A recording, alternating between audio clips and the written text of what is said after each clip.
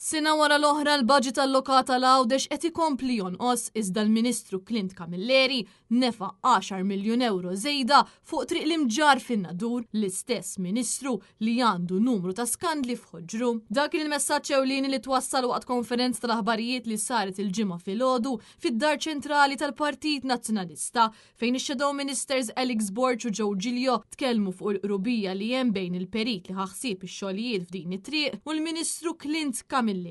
Alex Borch fakkar il-perit Godwin Aġus ingħata direct order ta' madwar 700,000 euro brabta ma' xogħlijiet li saru fin-Nadur, triq li ġiet tiswa 10 miljun aktar milli kien pjanat. Hawnhekk huwa fakkar ukoll li għaddejja inkjesta maġisterjali brabta ma' din in-nefqa suspettuża. Alex Borch qal li minkejja l-iskandli kollha li huwa involut fihom Camilleri, il-Prim Ministru Robert Abela qed jibqa' jiddefendih sal-aħħar. Huwa sostna wkoll il-qrubija qatt ma kienet daqstant evidenti meta ġi żvelat li l-perit Godwin Aġus għandu l-uffiċċju tiegħu irreġistrat fuq residenza ta' Clint Camilleri.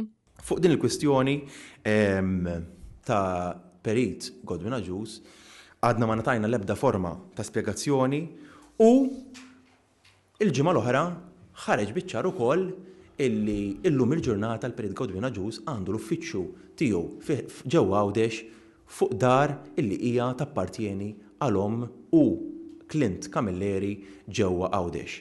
Jiġifieri l-uffiċċju tiegħu huwa rreġistrat fuq id-dar ta' il-Ministru Clint Camilleri li wkoll fuq din id-dar hemm irreġistrat il-Ministru Clint Camilleri. Min-naħa tiegħu ix-Shadow Minister għall-Infrastruttura Joe Giglio qal li għandna gvern li falla fil-weda tiegħu tal-meritokrazija għaliex Robert Abela qed ikompli jagħti l-impjiegi lil tal-qalba. Hawnhekk huwa spjega kif il-perit għandu numru ta' impjiegi oħra mal-gvern fejn fost l-oħrajn huwa membru fil-Bord Eżekuttiv tal-Awtorità tal-Ippjanar. Joe Giglio sostna li pajjiżna jixraqlu ferm aħjar u għalhekk il-poplu għandu jsemma leħnu billi jattendi għal protesta li se ssir il-ħadd 9 ta' Marzu.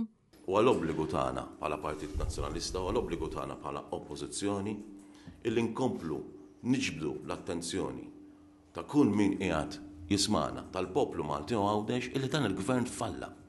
Dan il-gvern qiegħed ifalli f'tant u tant sitwazzjonijiet.